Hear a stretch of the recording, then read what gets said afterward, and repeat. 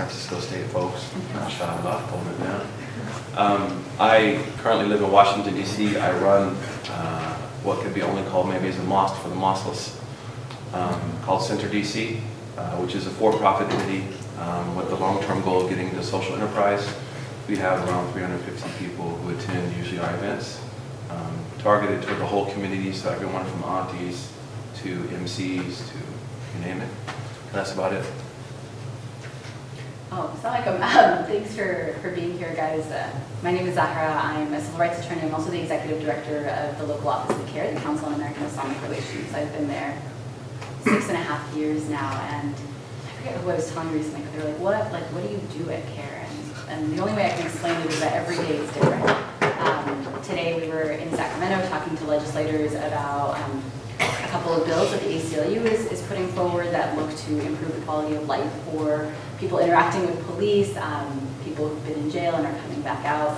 And that's just today. Tomorrow I'll be in Oakland meeting with the staff of the State Attorney General. And so day to day it varies, but our mission is to promote justice, enhance the understanding of Islam, and empower American Muslims.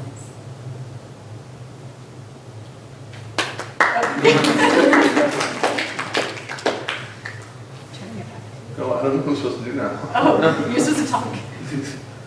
Yeah, I mean, we'd love to hear like your perspective on Islam and activism and how, like from a religious perspective, how we're supposed to be promoting social justice, things like that. So there's, I think, 3 or 4 points that could be made. The first is that we are facing some very serious problems in-house as a Muslim community. Our analysis of these problems tends to be much more nuanced than, say, some of the pundits who are writing op-eds for the Washington Post, New York Times, the Boston Globe, you name it. And that is because many of us have human relations with situations around the world where we find an acute destabilization, economically, politically, socially. And we are able to really look at, for example, the birth of something like ISIS, Taliban, Shabab in Somalia, Nusra in Syria, from a much more complex set of lenses, simply because for many of us, we have family members who actually live in these areas, maybe distant family members, maybe immediate family members. And they are able to share with us really a set of optics that have created the environment for these type of ideologies to take shape. The challenge that I see us having in America is that on the far right, Islamophobia now should be understood as a commodified industry. Someone told me, I was at an event, and someone told me the way that you could be a millionaire is to commit apostasy and then like write a tell-all book, you know, shake, spear, or shake, rattle, and roll, or something. You know, a glimpse inside the Muslim community. But their analysis tends to be that of strictly theological, and the object of their angst tends to be Islam. Dr. Jonathan Brown at Georgetown, I live in DC, notes that it's impossible to really understand the rise of groups like ISIS without taking into, the entire set of parameters that have given birth to ISIS, to the Shabab. And the point being is that if you look at most quote-unquote, and I hate to use this word, but I'm using it just for simplicity, developed Muslim societies are not giving birth to people like ISIS, they're giving birth to people like Yuna. They're giving birth to people like Muhammad Yunus, who developed microfinance. They're developing people who are contributing, and even Turkey is creating Muslim thinkers, Muslim activists, who have not resorted to such radical, quote unquote, and I hate to use that word because I think there's times when being radical is good, behavior. So our challenge in America is that we are somehow being blamed strictly from a theological lens as being the problem, and I would say also from a racial lens. I think that Islamophobia is, and excuse my language, we're not at Berkeley, the bastard offspring of white male privilege. I think there's a tremendous amount of that privilege found in the discourse of Islamophobia. I think that their inability to even conceptualize someone like me being Muslim Megyn Kelly, of all people, who's one of my biggest fans, actually criticizing me versus Ayaan Hirsi Ali. Ayaan, of course, has no formal religious training, uses intersectional feminism to protect herself and say, well, if Suhaib criticizes me theologically, it's because Suhaib is, being patriarchal. Said, quote, Megyn Kelly said that, well, Suhaib is a born Muslim. And there's no way he could know as much as a person from Africa. Suhaib is a convert, and she's a born Muslim. So she invokes kind of this set of assumptions. That being said, I think that if we are going to really approach this problem, one of the mistakes that we have made is to try to use Suhaib exclusively to deal with the problem of Islamophobia. We are employing religious scholars, students like myself, to respond, whereas I think perhaps strategically a better response would be to respond in a way that reflects what has created these situations like ISIS and the Shabab. So that would be involving people who are dealing with economics, who are dealing with the travesty of world aid, how world aid has been used to completely bring places like Haiti to its knees, flooding it with cheap American products, destroying its local markets, and creating a welfare state of people who are dependent upon the cereal that you and I don't basically eat, while undermining their own market's ability to create a sustainable, independent economy. I think those are things that are contributing to groups that are resorting to violence, not just theology. That being said, I know that was a lot to say, I think if we look at this age, we are in a very powerful age. It's an age of intersections. There are a tremendous amount of intersections happening since Al Gore invented the internet. And other means of communicating with people. Mass communication has completely, except for the BART really, transportation is changed dramatically, communication has changed dramatically. We're seeing the intersection of cultures and communities through globalization, whether good or bad. The idea of creating a monolithic pop culture, of course, is problematic, but it has created the ability for us to really know people in a very different way than ever before, at a quicker way than ever before. And the Prophet ﷺ mentioned this in a famous hadith that, a conversation will go from Arabia to China like in a day, right? He said something to the meaning of the fact that the world will become smaller. I think that's to our advantage. And if we're looking at where we are in America, we have the opportunity for very profound intersections. Let me give just a few examples. In the areas of theology, I met with around 100 evangelical ministers who've decided that they're going to try to like us now. And in listening to those brothers and sisters talk about the problems of their communities, they were pretty much the same as our problems, right? Except for certain issues. Their institutions are not as incompetent as Muslim institutions. No, seriously, because they have a history. Their ideas of running nonprofits are far more robust than the Muslim community. But the social issues, the theological questions, other things were very similar to what I hear daily in my work. So there's intersections there. The second area, I think, is activism. And there's others, but I think that's something we can focus on. That you're seeing, when I became Muslim in 1992, it took us really 8 years to negotiate if we can even vote. That was the big discussion of the 90s, is voting haram, right? For some of you younger people, that sounds absolutely insane, and it was insane. Then after 9/11, we were forced to really kind of come out of our shell and engage America because something happened, and that is that after 9/11, Islam now is part of the public domain. It is owned by a public conversation. Whether you and I like it or not, Michael Savage is going to talk about Islam. Al Franken is going to talk about Islam. Hillary Clinton is going to talk about Islam. And what that forced us to do is really to create intersectional relationships within the activism community that initially were about just survival for the Muslim community. As time went on, and I think this is the fruit of Islamophobia, God protect us, we're seeing now that Dalia Mugahed, I think, did a very important study that shows that people who tend to support Islamophobia tend to be anti-Semitic. They tend to have problems with Black America. They tend to have problems with gay America. They tend to have problems with women. They have problems with being pro-life, for example, or pro-choice.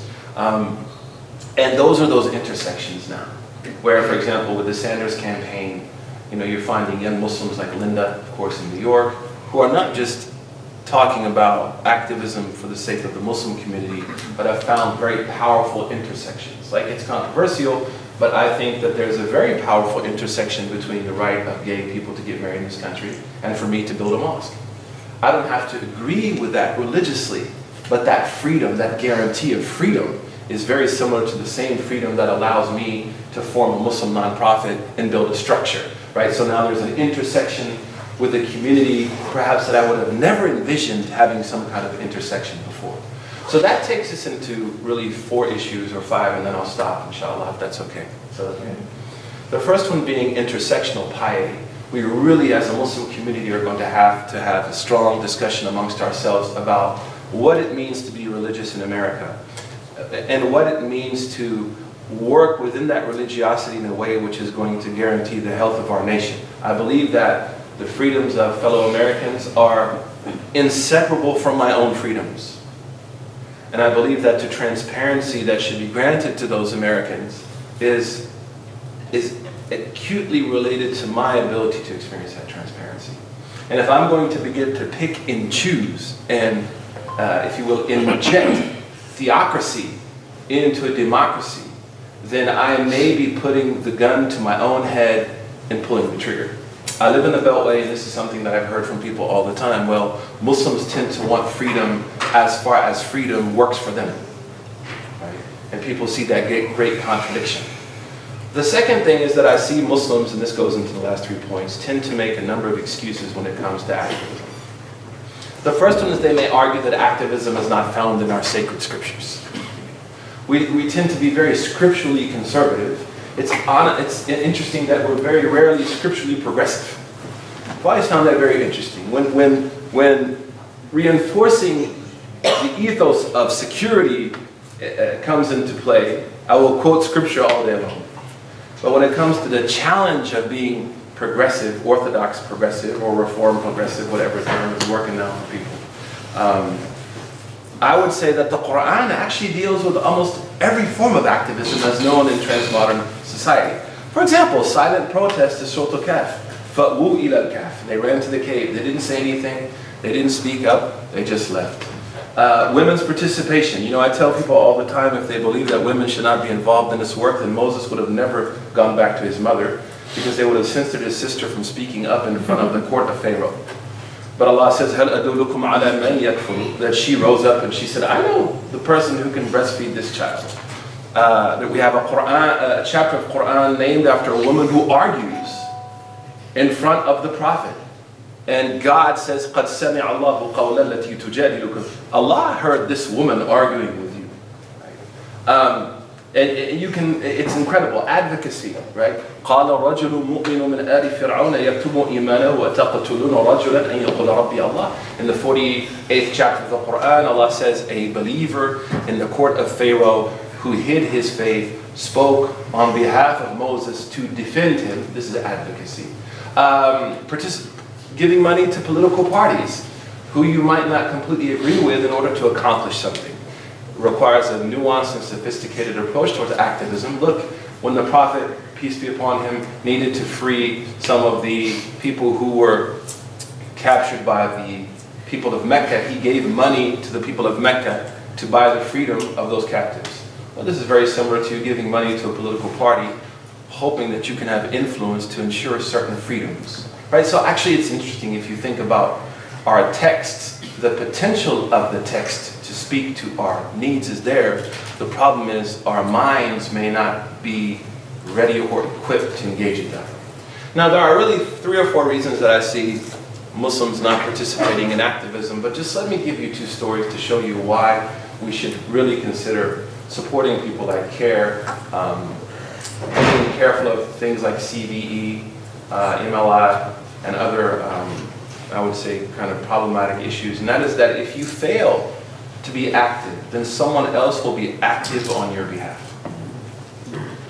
In the 90s, I went to a teacher in Saudi Arabia as a convert, and I said, is it okay to vote in America, right? He looked at me like I was insane, and he said to me, an empty chair can't speak for you. So what I've realized in the Muslim community is if we fail, and this is actually one of the goals of Islamophobia. Islamophobia has 3 or 4 goals right now that I'm seeing. One is they're done with the right. You know, trying to swing the right over to being convinced that we are, you know, all potentially able to be flipped like a zombie on The Walking Dead and go into sudden jihad syndrome. That's done. The goal that I'm seeing, at least on the East Coast, I can't speak on the West Coast, is to affect the center-left. And to make the center-left convinced and certain that we are a threat to their security.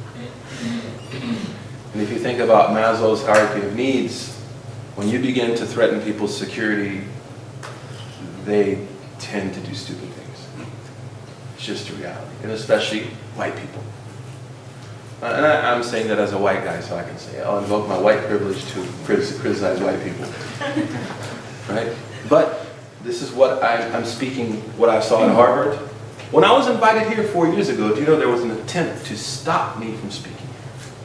Because of an Islamophobe from Massachusetts making a phone call to your university and creating a rhetoric about me that doesn't exist. And MSU was like, no, this is our boy, we know him. He used to be from the 408, the 510, we know him very well. And because you were able to battle that rhetoric, right, you were able to bring me at that time. Fox News was really out for me after Ayan, her peace degree from Brandeis, we got it rescinded. But I would say that their goal is to go after the center-left. And it's something which is very toxic and unfair, and oftentimes it's brought about in a way which is behind the scenes and you don't see it. In 2011, 2012, I was invited to speak with President Obama. The night before, we received an anonymous phone call from someone who said, basically, you've been removed. We're not able to elaborate why. Have a great day, bye. Here's some tickets to the event. I was replaced by someone in Boston who no one in the community had ever heard of this person before. We found out later on that his chief funder is Frank Vogel, Stephen Emerson, and Daniel Pipes. But he's now being presented as leader of the Muslim community. Who was swayed in that instance was not the far right, was people who we had considered traditional allies within Massachusetts who were in the center left. And I think it's a very concerning phenomena that the center left is now being targeted. Let me give you another example about funding. I was on a trip, it was not MLI, to Poland, and we were with a rabbi who's cool, pretty awesome person. And his phone was just going crazy. And I said to him, and he became extremely perplexed, and I said to him, like, are you okay? Like, what's going on? You know, and he said to me, well, one of my donors is calling and threatening to cut off the funding for this trip because Dr. Yasser Qadhi is coming. So I was like, well, wouldn't you want Yasser to be here? Someone who has a tremendous following, a tremendous amount of religious production that's kind of at a top 40 level, reaches the masses of the Muslims, and who really is transnational. He affects Pakistan, India, he has followers in the Arab world. So he said to me, yeah, that was, you know, because there was a time when Yasser denied the Holocaust. He was very young. And then he wrote this very long essay about his mistake, his acknowledgement of the Holocaust. So he said, well, the problem is that some of the people that my donor donates to do not want Yasser here. He says, it's interesting, like, who are those people? And he said, well, those are people like Daniel Pipes and Stephen Emerson, people who are really chief Islamophobes. So I said, so you're telling me that one donor is donating money to the far right and the far left at the same time? And he said to me, you know, Suhaib, you really need to move beyond prepubescency when it comes to activism. The fact that one person will be able to donate to two polar opposites for influence and to shape rhetoric and discourse is frightening when an organization like CARE or the MSU, you just struggle to raise money for good causes. Okay? Here's one person who's able to donate money to two opposite causes. So with that in mind, I think one of the things I noticed within the Muslim community, and I'm not saying this to everybody, and I'm not speaking down to you, I'm speaking to myself, is oftentimes a lack of urgency. and really appreciating what's at stake. And I think there's been a great wake-up since the 3 young people were brutally shot and killed in North Carolina. We had a young Somali man who was shot and killed. A large number of women have come forward and said on the daily they are being taunted, teased, threatened. The Abercrombie & Fitch lawsuit that happened. We're now seeing videos of people being forcibly taken off airplanes. They don't look like me, right? Being forced off airplanes, and that's why I think, again, there is a white privilege somewhere in the ugliness of Islamophobia, where that privilege allows people to be fearful of something, which is not what they're familiar with. So I'd say there's really 4 things to think about. Number 1 is that I find Muslims feeling like, you know what, I'm just a normal person. I'm just that normal Muslim, man. I'm not like Sheikh Hamza Yusuf. I'm not Dr. Tariq Ramadan. I'm not Sister Dr. Ingrid Madison. I'm not Muslima Permel. I'm not Amina McLeod. I'm just like a normal Muslim. The second thing that I see Muslims using as an alibi not to be involved in activism is the idea of like, if Suhaib knew where I was last night, he wouldn't ask me to do anything for him.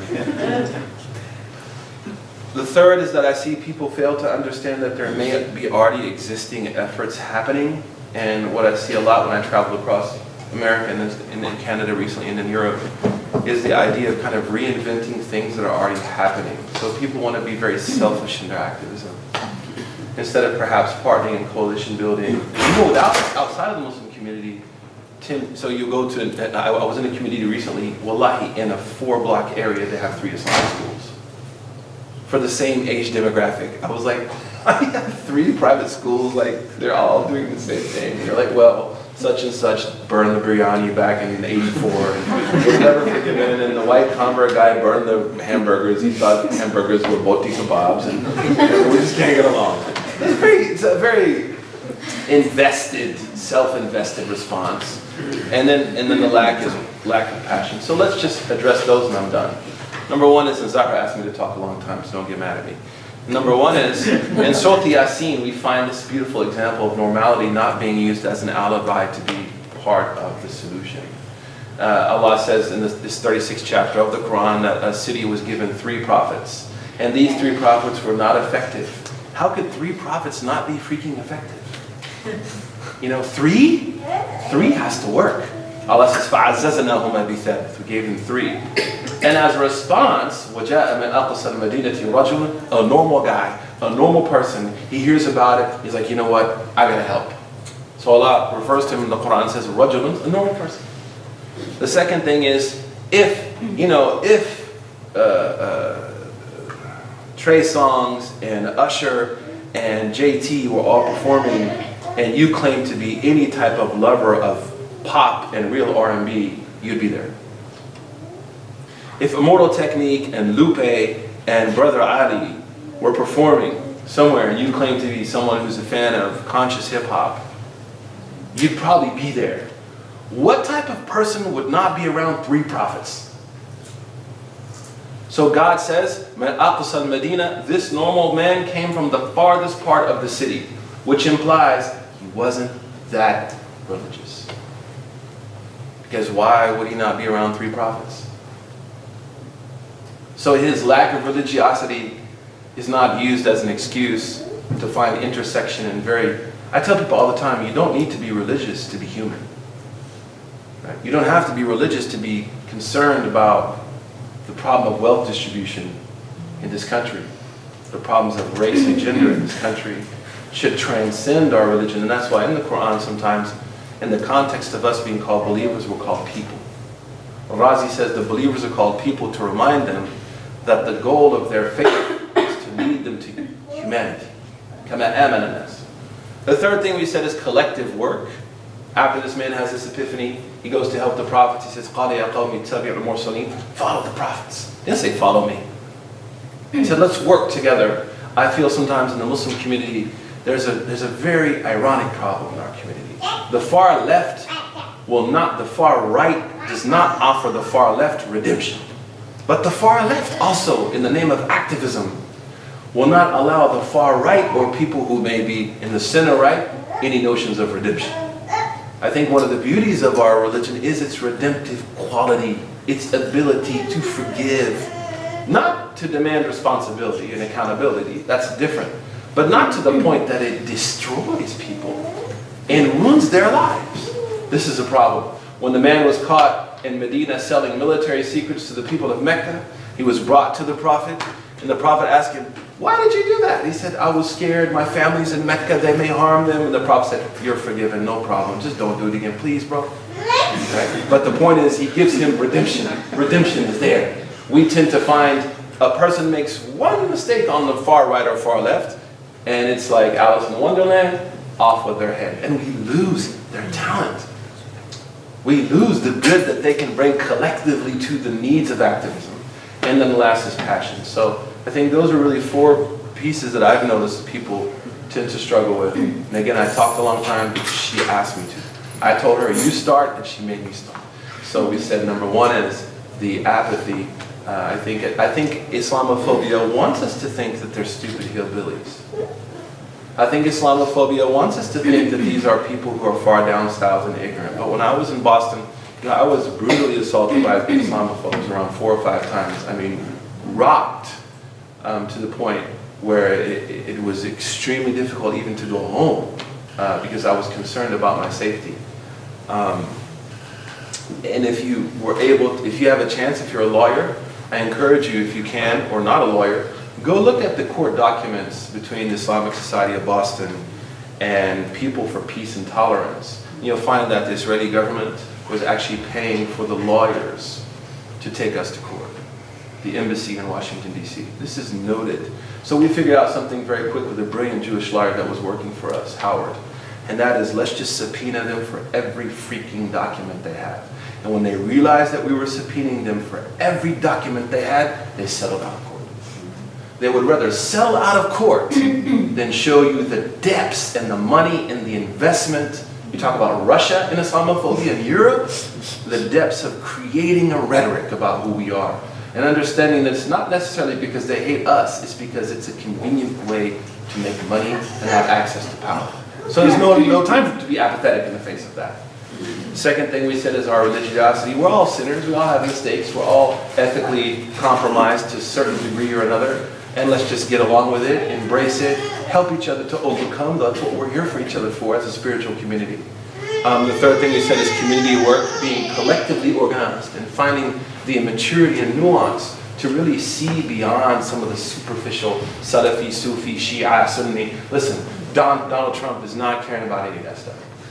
He doesn't care if you're Naqshbandi or Shadhali. That is not that's not his thing. Right? And Donald Trump, as Tavis Smiley brilliantly said, is the router of what is most toxic about America. And then the last thing he said is being passionate about these causes and being sincere and understanding that I truly believe that the problem of Islamophobia has a far greater reach than just Muslims in America. I believe that it speaks to the marginalized in this country in a very sick, subliminal way. So, Barakallahu feekum, I apologize that you told me to handle it. No. So I took it over because you told me to. She told me to. Imam Sohaib is one of my teachers, and he comes to the Bay Area. There's like 7 programs once a month, and I missed all but one of them this weekend, and so I was happy to hear from him, and so thank you. It's also hard to go before him and to follow him, right? And so there was no easy choice. This is your specialty. I'm here to learn from you. So I wanted to do a few things to start. The first is, Imam Sohaib mentioned a couple of acronyms, and maybe this is because lawyers are often yelled at to speak to people in plain language. Not sure if everyone knows the acronyms, and so jump in because they're your acronyms, but like CVE is Countering Violent Extremism. You don't hear it as much in the Bay Area because we're not considered a pilot region, but it's a federal government program that targets specifically the Muslim community. And does it in so many ways that it's frightening, right? It goes after Muslim leaders, it goes after doctors and therapists, it goes after school teachers in an attempt to identify which Muslim youth are at risk of radicalization. The problem with it is obvious, well, maybe obvious, right? One, it targets the Muslim community uniquely, it treats the problem as though it is tied to our religion, it comes from the government, and there's a really great story, well, a really heartbreaking story in the New York Times. Did you see this yesterday? Yeah. The Shafi family. So some of you may have even heard of this case. There's a family in Fremont where their son was arrested last July. And he didn't get his first day in court until December, and has spent at least 2 months now in solitary confinement, actually more now since we're in April. And in that case, his dad was the model CVE parent, at least the way the government would want us to envision it. When he started to worry about his son becoming quote unquote radicalized, he called the FBI into his home against the advice of his lawyer, and he essentially ratted his son out, and then was surprised when they arrested him, right? And it's like, he says that if he was asked, and I wasn't that lawyer, which is why I'm able to talk about this, but he says that if he had been asked like 6 to 8 months ago, what should you do if your child is sort of in this situation, he was ready to go on tour with the FBI to say like, this is the thing, call the FBI, they'll help you. And now he says run as far away from them as possible. So that's CVE. Are folks familiar with MLI? So, okay, mixed responses. So MLI is the Muslim Leadership Initiative. It is a program that is funded, driven, managed by the Shalom Hartman Institute, a huge Zionist organization that does a lot of anti-BDS work across the country, and is funded by a lot of Islamophobes. And what they do is every year they take a select group of young Muslim leaders to Israel, to apartheid Israel, as I prefer to call it, to learn about Zionism, directly from apartheid Israelis and people who live there. And the idea is that they hope to be able to bridge the gap between Muslims and Jews by doing this, again, framing it as a religious problem, and if we could just get the Muslims to understand Zionism, maybe they would be okay with it. It's been really divisive in the Muslim community, but I've been appreciative of scholars, teachers, and activists who've taken a position being clear that we don't compromise on certain things in doing social justice work. The last thing that I wanted to start with was, are you all registered to vote? By a show of hands, are you registered to vote? Okay, I don't want to ask people who's not registered to vote. But the deadline to vote in the primary is May 23rd. And I don't know if you're like me, but I don't own a printer. I recently moved and I didn't buy a printer because I can't keep up with just refilling paper and ink. So you don't have to print out forms to register to vote anymore. You can do this online entirely. If you haven't done it, you can do it through the CARE website, right? You just go up, Google, register to vote, and you can process it. You have to register by May 23rd to vote in the June 7th primary. Even if you're 17 now, if you will be 18 by the June 7th primary, make sure you vote. The primaries are really going to matter this year. I think for a lot of people that are observing what's happening, they want to be heard, right? And you don't, what is it, an empty chair can't speak for you. And so make sure that you're voting. I work at a nonprofit, so I'm not going to endorse any of the candidates except to say that most of them terrify me. And more than Donald Trump, Ted Cruz terrifies me. And more than Ted Cruz, Hillary Clinton terrifies me. So I'm an equal opportunity not endorsing any candidate, and hopefully that's compliant with the C3 regulations. I'm more afraid of Ted Cruz because I think he actually believes what he says. I'm more afraid of Hillary Clinton because I worry that she is that frightening center-left, that pretends to be center-left and really wants to bomb Muslim countries, right? And so those are the three things I want to say. I need some water. So most of you are younger than me, but I grew up watching Cops. How many of you have seen Cops? Okay. And we watched it, like I don't want to say religiously, like we watched it casually. And we didn't actually like think about it critically. Like we didn't have a lot of objection to what was happening on television. We didn't have a lot of objection to what was happening in general. Thank you. We didn't have a lot of objection to what was happening to African Americans and Latinos. And maybe the disclaimer here is that I attribute much of my activism today and my career serving the Muslim community to my parents. So this isn't a slight on them, right? Like my parents raised me to be a practicing Muslim. We went to the masjid 6 days a week. We cared about poor people like 6 days a week. We got 1 day off. I saw that reaction. Yeah, we got 1 day off. We went to public school and then we went to Quran class, and that was every day. And so we were raised with an understanding of social justice, but we were also, my parents were recently arriving immigrants who believed in the American dream and believed that if the police arrested you, you must have done something wrong. And you should let them look in your car, and you shouldn't question anything that they do. And hey, like, you know, if Mexicans and Latin Americans coming through airports need to go through extra security because they might be carrying drugs in their parts of their body that maybe we don't talk about because I don't know the medical terms for them. But right, like if they're hiding drugs in their stomachs, in their like bodies, right, then let's profile them, right? Like we have to protect our kids, and our kids aren't doing drugs. So we don't need to worry about that, right? Like let's let the police keep us safe. That was what we grew up with. And I'm confident saying that that was the norm, at least for the other South Asian families we grew up around. So fast forward 20 years. One of the earliest cases I took at CARE was of Yasser Afifi, who walked into my office. He must have been about 19 or 20 when he walked in. And the day before he walked into my office, I had read a story, and I didn't realize it was a Muslim kid. I didn't realize it was in Santa Clara, but it was a story that had gone viral on BuzzFeed about a young man who'd gone to a mechanic, turned out to be my mechanic, and looked under his car by chance during like a routine oil change and found a device about this big, and then another device about this big, right? So like big hunks of metal under his car, and they detached them. They first thought that it was a bomb, and then they took pictures of them and they posted them online. And immediately other BuzzFeed users, not BuzzFeed, Reddit users, but BuzzFeed is a different crowd. Reddit users were like, oh, that's a tracking device, like that's a GPS tracking device. And so like there's this weird conversation online about, do you dump it in a lake, do you put it on a police car, what do you do? And I think within about the next right? Yeah. I think they also considered selling it, right? Like putting it up on eBay to see, right? Like, so note to self, if you ever find something like that, bring it to your lawyer first. And I wasn't his lawyer at the time, but between when he posted the pictures and when he came to me, about a half a dozen law enforcement agents had confronted him outside of his apartment. And they asked for it back. Like that was what they did. They said, we want it back. And I don't know about you, but like when I see, and I've been a lawyer for 6.5, 7 years now, when I see police lights on the freeway, like my grip tightens, I get a little bit nervous.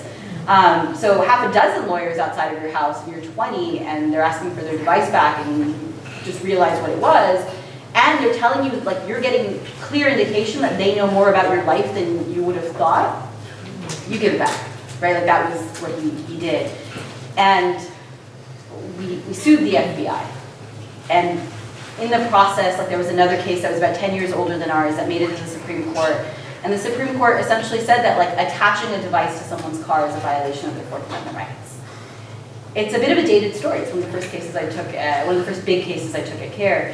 But the reason I share it following talking about cops and racial profiling and my family not really caring about the war on drugs because it wasn't our problem is because the concessions that were made to our civil rights during the war on drugs are what then came back to haunt Yasser, right? And it's interesting in a few ways. One, like I wonder, like had the Arab and South Asian segments of the Muslim community, right? And I'm specific about the immigrant segments of the Muslim community because the Black American Muslims have been present in these struggles, and it's important to acknowledge that. So I don't want to say that Muslims have been absent. Arab Americans and South Asian Americans for a long time, and for the most part, again, not all of them, were absent in those conversations because we didn't care. It didn't impact us. But had we like cared, had we done something, had we pushed back, would Yasser have found that device on his car, right? And so I described the device. This was like in 2010 and this big, right? Like you would almost think that they found it at a garage sale. Like that was part of what was so funny about it. Like though we didn't realize that the NSA was surveilling everything and Edward Snowden was sort of a no-name at the time, the archaic nature of the device was still, I think, surprising for many of us, right?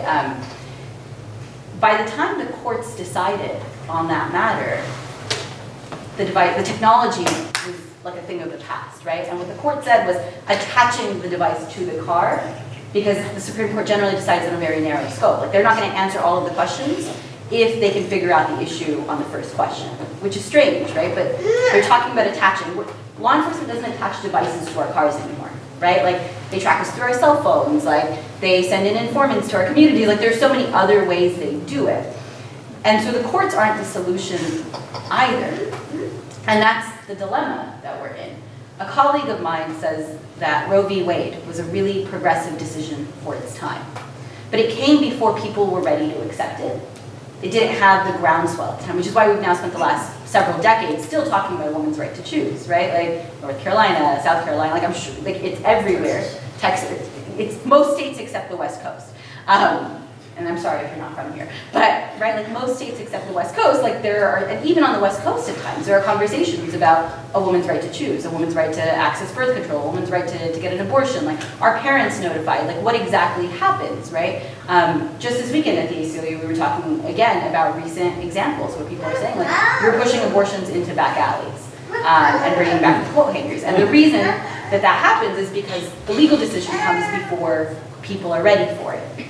Compare that though to, and again, not perfect comparisons, but compare that to the gay marriage struggle, right? Like you had former members of the military chaining themselves to buildings in DC. You had protests across the country, right? Like you had people on all sides of the issue on the street. And so you got the court decision, but it came with people mobilizing around it, right? And this isn't even to sort of say that the women's movement folks are not mobilizing, they are, but sometimes it takes movements first. And so we're in this difficult situation where you have millions of dollars being spent to demonize our community. We have decades and decades of an erosion of civil liberties on so many different fronts. And we're apathetic. We're so comfortable. Like our community is so comfortable. I say this a lot about even myself. Like I work at a nonprofit, like a lot of hours, and I make a nonprofit salary, and I'm comfortable. Like I'm comfortable. I'm not struggling. Some people in our community are, but for the most part, we're not. And so, what do? By the way, side note, I wasn't going to talk about the Islamophobia industry, but I feel like it's at least worth saying that between 2008 and 2011, CARE's Islamophobia Research Department in DC found that over $119 million had been spent by just about 30 groups whose full-time job it was to spread Islamophobia. How many of you have been to the MCA in Santa Clara? I don't think their annual budget is at best a couple million. I doubt it, right? So imagine what you could do with $119 million full-time. And the things that they're doing include, they've convinced the right, so now they're working on the center-left, right? They are buying bus ads. They are training law enforcement, right? So they go into law enforcement agencies across the country to say that the more active a Muslim is, the more engaged they are in their MSA, the more they care about Palestine, the more likely they are to be like radical, the more likely they are to be violent. That's how you spot a terrorist. They fight against any equitable treatment of Islamic Muslims in textbooks. Like this is actually a thing, where they're going around attempting to make sure that the textbooks don't just give young kids a fair image of Islam and Muslims, right? They're organizing. I've lost count of how many versions of anti-Islam legislation have been introduced in dozens of states across this country. As it stands at our last count, 10 states, 10 of the 50 states, so 20% of our country has passed at least one form of anti-Islam legislation, right? Like attempting to ban the practice of Islam, attempting to scare people about Sharia because Muslims are here to take over. Whereas like our scholars are saying, look, like we shouldn't be attempting to inject theocracy to democracy. But you have people that are fear-mongering. We are organizing a Muslim Day at the Capitol in 2 weeks, and you guys should take the day off and come because your legislators need to meet Muslim students. Act for America, which is the largest grassroots anti-Muslim organization with over 300 chapters, compare that to CARE's 30 chapters, regularly takes anti-Muslim activists to the Capitol. And not everyone that does this, by the way, like not your lay people that do this are not always anti-Muslim activists. They're just scared people. People who have been convinced that Muslims are attempting to take over their lives. And so $119 million is a lot. And I think it's going to take us a while to raise that kind of money to push back. But I also don't know that we could say that every single moment in our history Muslims have been the richest or biggest community, right? Like we are often successful at helping people because we're living our faith, because we're sincere, because we have integrity, because we're working hard, and because we have the truth. And so what are the things that I recommend to MSA students in terms of like developing activism and practicing it now alongside sort of considerations for allyship? The first is that you have more time now than you will ever. And I know you feel so busy and like really stressed out, and I get it because I don't have any final exams to take, but I have bills to pay, right? Like I have to take care of my aging parents, like I have to think about those types of things. You have more time now than you will in the rest of your lives. And those of you in here who are not in school anymore would probably agree, right? Is that you miss being in college because you had time even though you didn't feel like you did. the habits that you develop here will carry you afterwards. So if you're not involved on campus and in the campus community, it's going to be a lot harder to learn that afterwards. But if you practice it now, if you make it a part of your everyday, you will do it. And I say this because everyone that we hire at CARE, for example, has campus activism experience, has community activism experience. They don't just graduate from college and say, okay, now I want to do this. I had friends growing up, so that was the second thing. I had friends growing up, I'll lose count at some point. I had friends growing up whose parents said to them, if you want to go into journalism, we're not paying for you to go to school. And many of you had this conversation or heard this conversation. And so I know entire families where everyone is a doctor. And I'm like, that's not happening. Like, I'm pretty sure all 6 kids didn't turn out exactly the same. But you see that. And so I come from that generation. And back then, lawyer wasn't even considered an acceptable career. So I was a little bit rebellious in that. Right, corporate law, because it paid the bills, right? And so post 9/11, we saw a push among folks who are now in their 30s, to say okay, we've got enough engineers and we've got enough doctors, and I will redeem myself, don't worry. We've got enough engineers and we've got enough doctors, we need lawyers, social workers, journalists, etc. I think we have come to a better and more nuanced position now, which is that you should do what you are good at, and you should do it well, and you should wear your Islam on your sleeve. And sometimes that means your headscarf, but for many people it doesn't, right? Including for many women. By wearing Islam on your sleeve, what I mean is you do the best work possible. You're a good coworker, you care for your colleagues, you volunteer in the community. And I think that that's a better place for us to be at as a community, because an engineer might be able to do more for Islam than a journalist who's not happy in their work, right? And that's something to think about. But a journalist who's happy in their work and doing well is going to do better than the person whose dad threatened them without withholding tuition payment and sending them to engineering or medical school. So pursue what you're good at. In terms of actually developing the habits of activism, when it comes to religious practice and worship, they say small, consistent, good deeds, right? So when someone converts to Islam, the joke is don't have them pray all 17 rak'ah for Isha, right? Because they're not going to last. Teach them the fard first. And so for me, the comparison to that is maybe 10 years ago, I started to get really sort of conscious of where I would shop. And I tried to quit everything all at once, and that didn't last. So first I quit Walmart. It's been a 5-year process trying to quit Nestle because they own everything. I kid you not, we had to switch the water provider at CARE because they own Arrowhead. It's insane. And yet, it's about that slow consistency, right? If you've never been to a protest, don't go buy a tent and join Occupy for a month. That's not going to work for you. Go to a protest once in a while, get comfortable with it. If you've never written a letter to the editor, meet Zeba, who will teach you how to write a letter to the editor. Sorry, I'm totally calling her out because I love what she does. But learn how to write a letter to the editor and then write it once a week, once a month, until you get comfortable at it. It takes time to get better at it, right? So in the same way that with your prayer, you have to practice praying. And people who've been praying for 30, 40 years will still go to workshops about improving their prayer. And then they will add to that. So they'll get comfortable with their fard, and then they'll start to pray their sunnah, hopefully. Right? And then they'll start with a few rakat tarawih, and maybe they'll add more. If they're South Asian, they'll add lots more. But do that. And then the last thing is don't just be involved in the Muslim community, right? And this is the most important thing that I think that I wish we had practiced better when I was a Muslim student. Because, here's the thing, it's selfish and selfless. It's selfish because if you don't care about other people's struggles, those struggles are going to be your own soon, right? So in the same way that I am a terrorist until proven innocent, my African American brothers of all faiths were drug dealers until proven innocent, right? People are communist until proven innocent. They are radicals until proven innocent. And so whatever someone else is being targeted with, and that's not just about law enforcement targeting, right? If I'm not caring about the environment, that's my environment too. It is a selfish thing to do, but to join other struggles. It's also selfish because, let's be real, more than someone going on television and engaging in a debate, what best combats Islamophobia is personal relationships.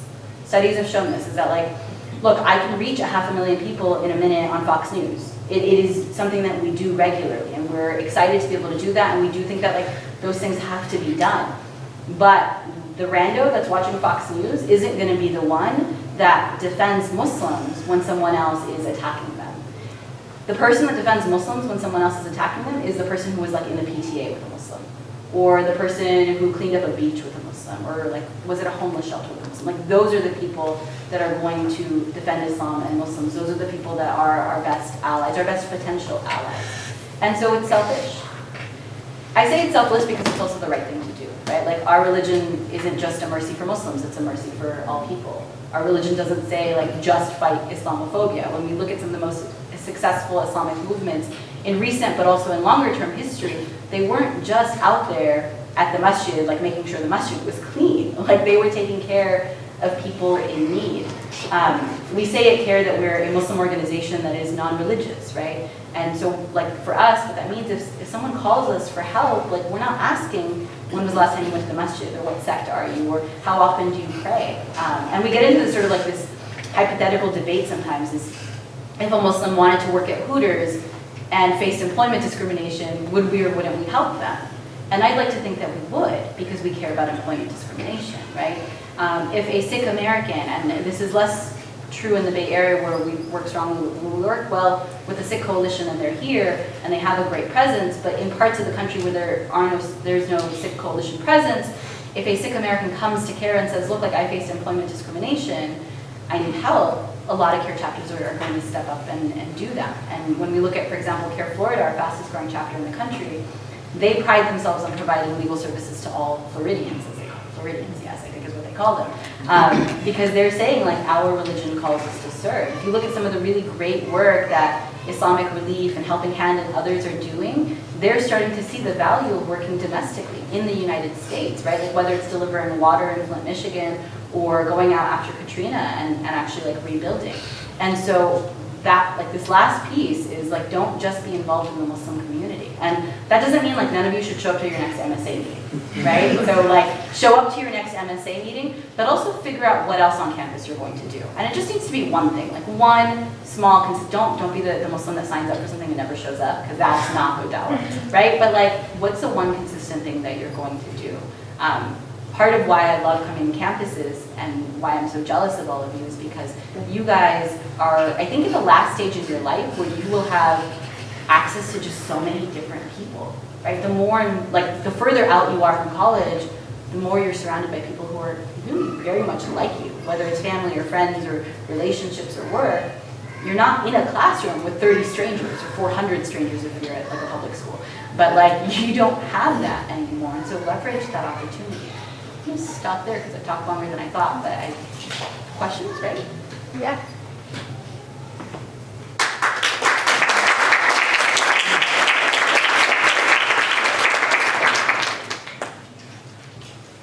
Good question. You guys both talked about these people funding the far right and the center left. I guess the common understanding of Islamophobes before were just people who are uneducated. But what is the motivation for these people who are funding them? We're clearly not uneducated. Like, what is the motivation in funding Islamophobia? It's very lucrative. The honorariums for some of these people, just for speaking for, now, I mean, Ayaan Hirsi Ali, I think is a great model, who now has a associate professor or visiting professor job at Harvard, which is, of course, a driver's license. It's like coming to Stanford. It's a driver's license.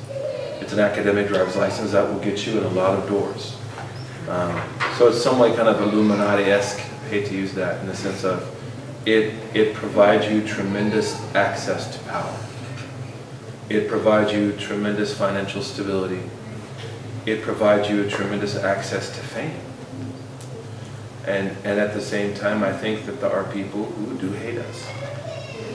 I mean, Islamophobes tend to be those who are scared, who do not have much information. Those tend to be like the guys on the Swamp People show, or Moonshiners, my personal favorite. And then you have people who are very sinister. I'll be honest with you, there's been 2 times in my life as a Muslim where I have felt scared. Okay? One was being attacked by the Muslim community, right? As I said, the idea of redemption is not there. But more than that was dealing with the Islamophobes. And when I was able to, and this isn't a book I'm working on, so I have to kind of keep it under wraps, but when I was able to fully appreciate the power they have, it was like trying to go to Middle Earth and back, bro. They are a very serious problem. And there's a value prop. We're in the valley. They've scaffolded, right? They don't have seed money anymore. They're making their own money.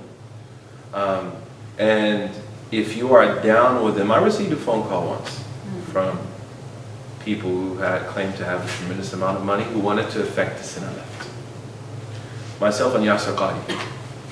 And I was told that we will get you access to any news outlet in the world.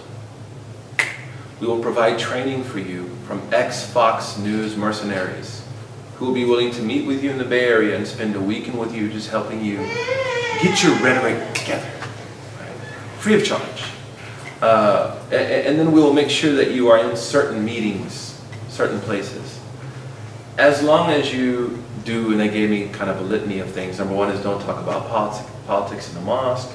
Do not disparage gay Americans. Because you're given a tremendous amount of shine, millennial language. You are offered tremendous financial support. And it appeals to the ego. Let's not forget, some people are so insecure that they think that being on CNN makes them somehow qualifiably better than they were before they were on CNN. So I think there's a lot of money to be made. And prestige and comfort. I think part of the challenge is also it's not just about Islam, right? Like it's the part of the study that, as we referenced earlier, which you can find through ISPU, the Institute for Social Policy and Understanding, looked at the interconnectedness of different communities being targeted and different communities being marginalized. It doesn't get said enough often in conversations about Islamophobia that it is also connected to foreign policy, right? And the military-industrial complex and the prison-industrial complex, right? Like more and more prisons are privatized and people are being rewarded for sending people to jail, which includes the Muslim community. There are, some folks are familiar with them, others are not, but like in the US, we call them, there are I think 2 right now, communication management units, where I think over 90% of the population is still Muslim. They sometimes throw in a couple of people of other faiths and different backgrounds as balancers, like they're actually like referenced informally as balancers to protect them from lawsuits, right? But it's where the founders of the Holy Land the founders of the Holy Land Charity, who were convicted of nothing other than sending money to the same aid committees that USAID sent money to in Palestine. Like that's where those people are. Anyone that is accused of terrorism, of material support, or anything else ends up in these places. People profit from that kind of thing in the same way that people have profited from sending African Americans disproportionately to prison for nonviolent crimes. The military-industrial complex is its own monster. We have to dehumanize people to be able to bomb them indiscriminately, right? Like when a US soldier dies, we learn everything about him. When a US soldier loses it, we learn everything about him. We sympathize with him because, it was his 3rd tour and he was facing PTSD. We never learn the names of the people in the villages that soldier kills. We don't talk about the fact that our country bombs funerals and weddings. Like that is a thing that we do. Like we bomb funerals of people that are alleged targets because we know that their friends are going to be there. And so we should just take out the whole circle. We do crazy things like double tap bombing, right? So like we will drone bomb a site, wait for the rescue workers to arrive, and then bomb it again, discouraging, like that's a thing that our country does. We put people in solitary confinement and execute the mentally ill and like minors. Like it is bad here. And so there are people like Ayaan Hirsi Ali who profit directly from Islamophobia, but there are also industries that profit from dehumanizing people. Today it's us. Yesterday it was someone else, right? Actually, though the people who were demonized yesterday are still demonized too, which is another thing that I always want to make sure that we're careful about, is that the struggles that people have faced in other communities are not over. They're ongoing and they're parallel to ours. And so when I think of Islamophobia, I think of those industries, I think of the people that are profiting directly, and then I think of people who don't know any better, right? So like, most people that I talk to don't watch Fox News seriously. We watch Fox News when someone sends us a horrendous YouTube clip. Or if some cool Muslim ends up on it, like we're all excited to support them. And like that, but that's it, that's how we watch Fox News. But it's the nation's largest cable news network. So someone, somewhere is consuming it as serious news. And honestly, like Fox News to me, like is like Donald Trump, right? But when you consider all of the other mainstream news outlets that are as problematic, that's like Ted Cruz. That's like Hillary Clinton. So I don't remember the last time I picked up like a physical newspaper, but because we had time in Sacramento today, we saw a few. And so we walked into a legislator's office, and like right smack on the reception table was a copy of today's Sacramento Bee. And the headline was something about ISIS, but they didn't say ISIS. They didn't even, like they didn't say Daesh, which would have been like ideal, but they didn't even say ISIS. It was Islamic State, blah, blah, blah. Like that was the front page of this paper in a left-leaning elected official's office. And so there are people that don't know anything. Like those t-shirts that are like everything I learned about Islam, I learned on 9/11, like that kind of stuff. Like it's so horridly offensive to see, but it's also true for people. And so when I suggest like get involved in the community outside of the Muslim community and like really like, I say start small and be consistent, but I'm all for like pushing yourself to discomfort. Like you shouldn't miss prayer for activism, but like missing a little bit of sleep for activism is totally okay in my book. It's because there are people that we need to meet. There are human connections that we have to make. Because otherwise, they're getting it from somewhere else. If I could chime in also, I think as a Sunni community, we have demonized the Shia community. No one's talking about what Saudi Arabia is doing to Yemen. And the fact that America has sold them $21 billion worth of weapons in the last year. All that works together.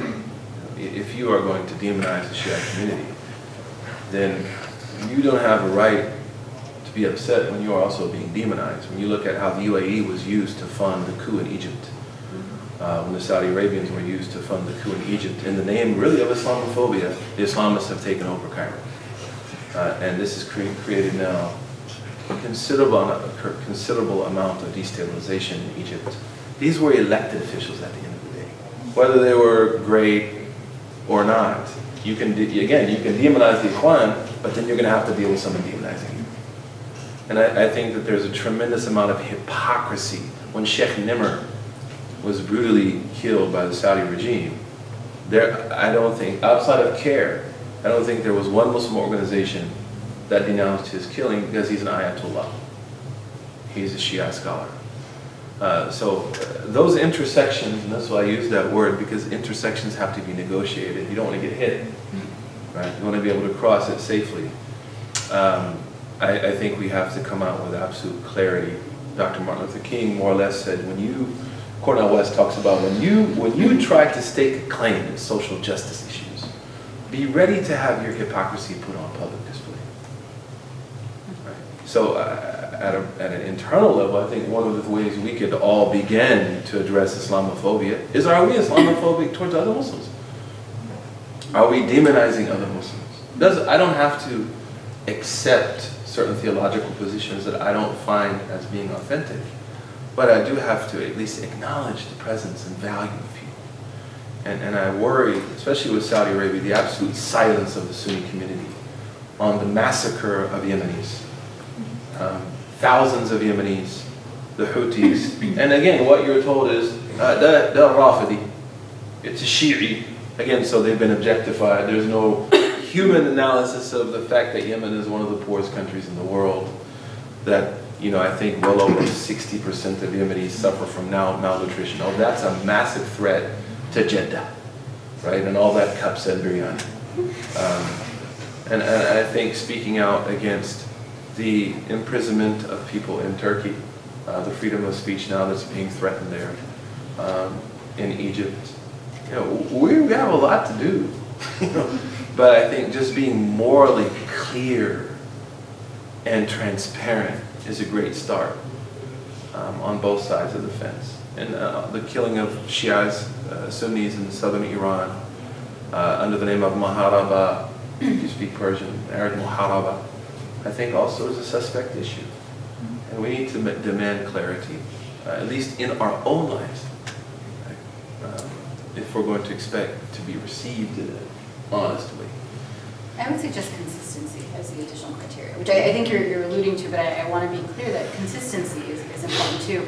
In talking to allies about how best to challenge racism and Islamophobia, one of the things that they're always challenging themselves to do is to look inside and identify their own biases, right? I was traveling abroad last week, and it's hard to say out loud, but I had to confront some of my own racism, where I was like suspicious of people. I didn't always feel safe, and I was like, why? Why is this, right? Like, why am I uncomfortable around other people? And so sometimes, like, thinking that we also carry these biases, whether it's between sex or between sexual orientation or other genders or people on another campus, right? Like, getting consistent.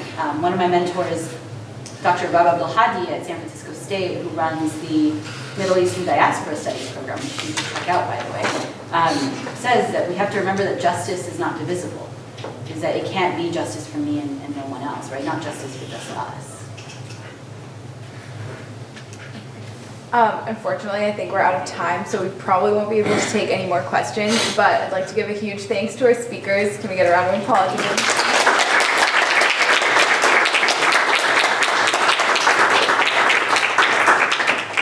And thank you everyone for coming.